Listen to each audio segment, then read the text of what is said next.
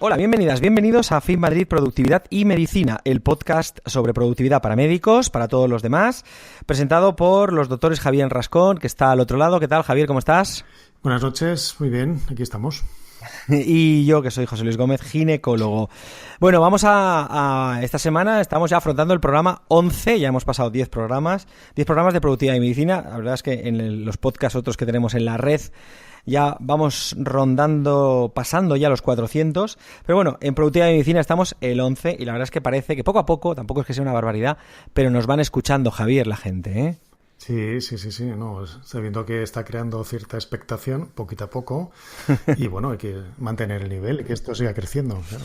Bueno, a ver, productividad y medicina, productividad para médicos y para todo el mundo. Vamos a tocar un tema que, pues a cualquiera, retomamos el tema, Javier, los trabajadores del conocimiento, ¿vale? Sí. Los trabajadores del conocimiento tienen que hablar en público. Exacto. Y yo quería contaros hoy mi impresión, porque ya sabéis que cada semana uno propone un tema. Yo esta semana he propuesto el de hablar en público y veréis que solo hay que tener una cosa en cuenta.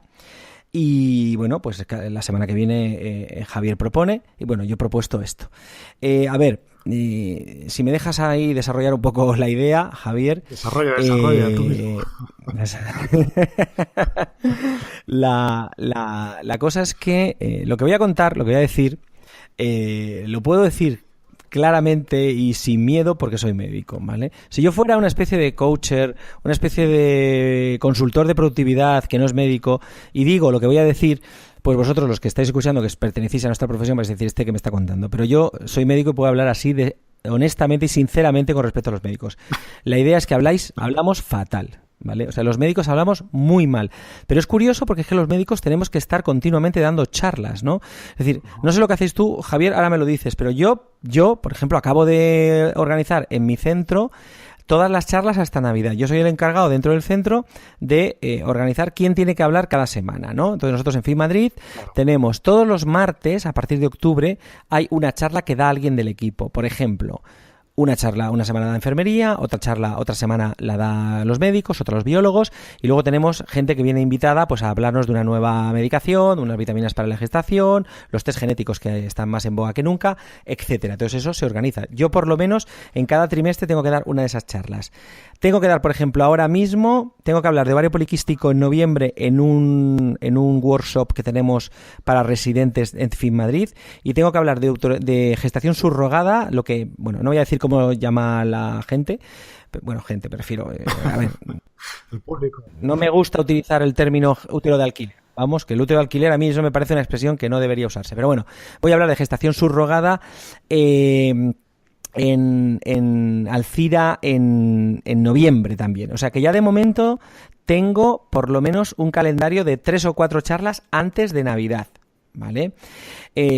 Por eso mismo que me tengo que preparar charlas y los médicos estamos acostumbrados a usar el PowerPoint. ¿Tú qué charlas tienes?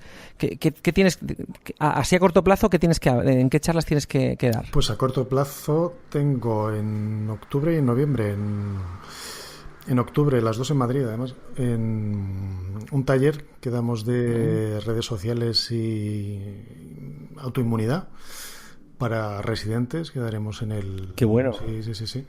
Esto lo hacemos dentro del congreso del GEAS. El GEAS es el Grupo Español de Enfermedades Autoinmunes, que, bueno, de la Sociedad Española de Medicina Interna, y que tenemos nuestro congreso nacional pues en octubre.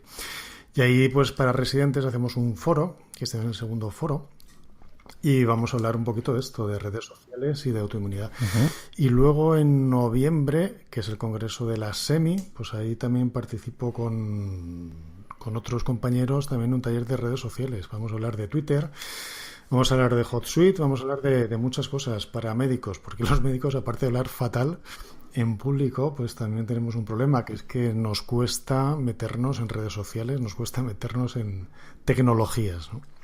Así que de entrada estos. Luego ya, pero charlas, pues bueno, sesiones, ¿no? Como todo el mundo tiene en su servicio, o cuando vas a un congreso y luego pues tienes que contar un poquito qué es lo que has visto en el congreso, qué ideas has sacado de ese congreso, qué es lo que has aprendido, pues para transmitir a tus compañeros lo que es de utilidad, ¿no?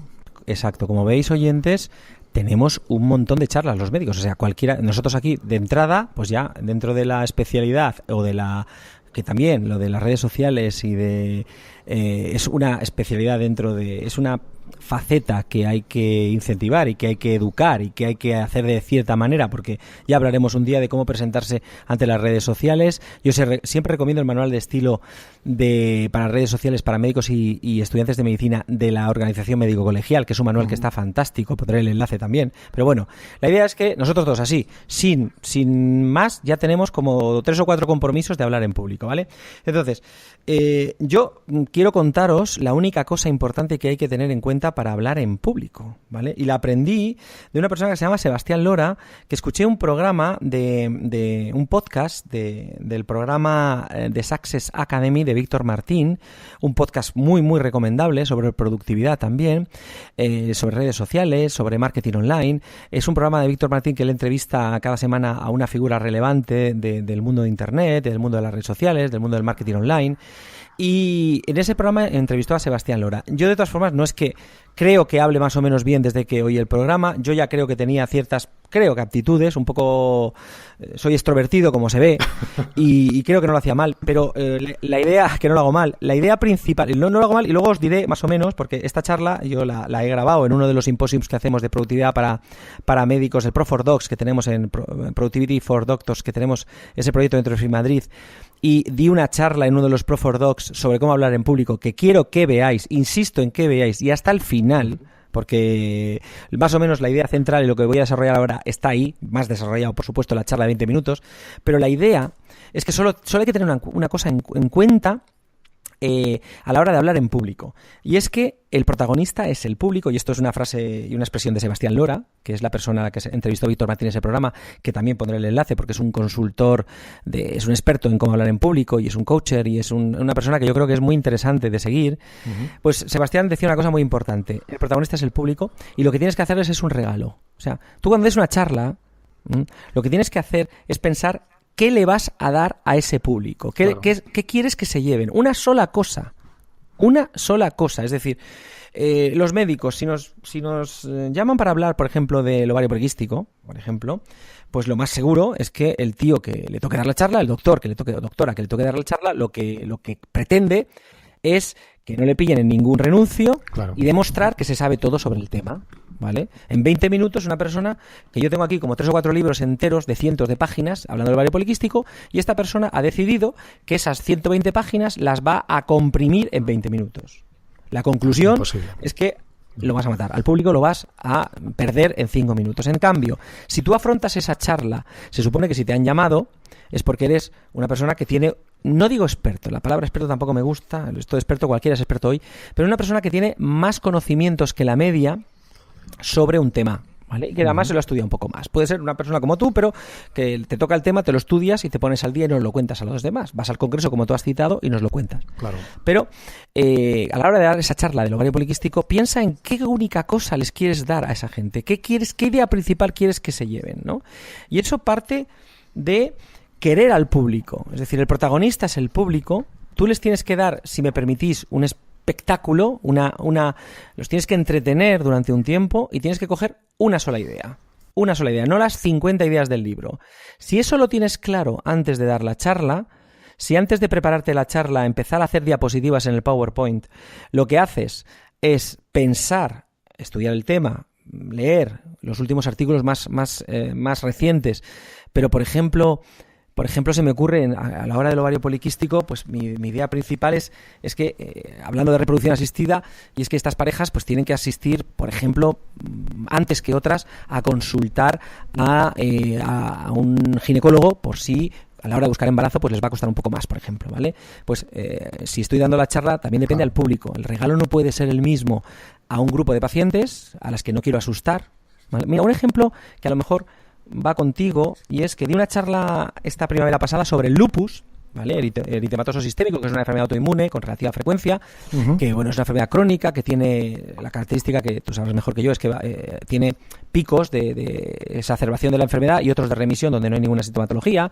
que va produciendo lesiones puede producir lesiones en distintos órganos. Y la idea principal que yo les dije a esas pacientes, fijaos el ejemplo, era un ginecólogo experto en reproducción asistida hablando de lupus y reproducción asistida. ¿Sabes cuál fue el regalo que le hice a esa audiencia, a esas pacientes? ¿Sabes cuál es la única idea importante que yo transmití? Que el lupus no produce infertilidad. Muy bien. O sea, el lupus no produce infertilidad. ¿Vale? Parece una chorrada, pero las pacientes que fueron a escucharme... Bueno, es una concepción mítica. Sí. No, sí. Es mítica, pero estas pacientes iban asustadas, preocupadas, porque Claro. de repente pueden tener más complicaciones en la gestación, pueden tener un tratamiento que puede provocar esa infertilidad, y yo les dije, esto no produce infertilidad, punto. Y a partir de ahí yo creo que la paciente que sufre esa enfermedad, Claro. pues ya con esta premisa, luego ya fui desarrollando pues que hay medicamentos que sí que pueden, que a lo mejor existen técnicas de preservación de la fertilidad que no es porque tengan el lupus, es que cualquier persona que quiera postergar la fertilidad por lo que sea, pues recomiendo que no lo aplace y que si lo tiene que aplazar, pues que vitrifique ovocitos. Claro. Estas pacientes, por ejemplo, probablemente incluso están más informadas que otras porque el hecho de que tengan un impacto tan grande de una patología que es crónica y es de por vida probablemente, pues hace que se planteen cosas que una mujer que no ha sido diagnosticada no se va a plantear. Claro. Entonces, yo les di esta idea y partiendo de la base de que les quieres contar esa sola idea, es más sencillo desarrollar el resto de la charla. Claro. ¿No? Entonces, Sebastián Lora lo dice, en el podcast este lo dice mucho, yo este podcast lo he oído varias veces y os recomiendo que lo escuchéis, ya pondré los enlaces, el protagonista no eres tú, no te tienes que ir a lucir, no tienes que ir a demostrar que sabes todo sobre ese tema, ¿vale? Tienes que contar una sola idea. Si te has ido a un congreso de medicina reproducción, mira, otro ejemplo. En el congreso pasado de la Sociedad Europea de Medicina de la Reproducción, que ha sido en Ginebra en julio pasado, yo, si te quieres que te diga una idea principal, la única idea de un congreso internacional, una idea que se repitió en varias charlas y yo creo que sería la idea principal, es el número de ovocitos óptimo que hay que sacar en una fecundación in vitro para que esa señora tenga opciones de embarazo en ese ciclo, incluso pueda congelar para tener más y no tenga que pasar por otra in vitro. Y era entre 15 y 17. Entonces yo a mis compañeros les diría, mira, este congreso, la idea principal ha sido esta. Y luego hay esto y esto, pero una sola idea. Esta es Claro.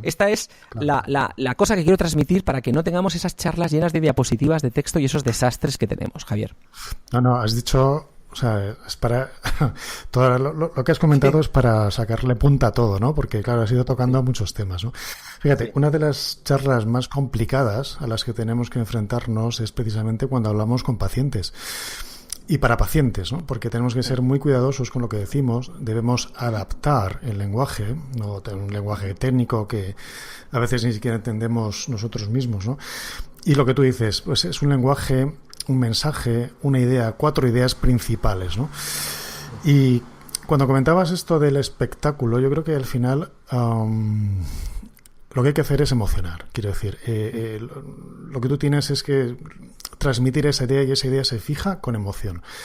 Esto es fisiología pura, ¿no? Tú no te acuerdas de lo que comiste ayer porque estabas pues comiendo igual que todos los días, pero probablemente sí te acuerdas lo que comiste pues cuando cumpliste años, pues porque era un día especial, porque estás motivado y porque estabas pues emocionado y tal. Esto es así.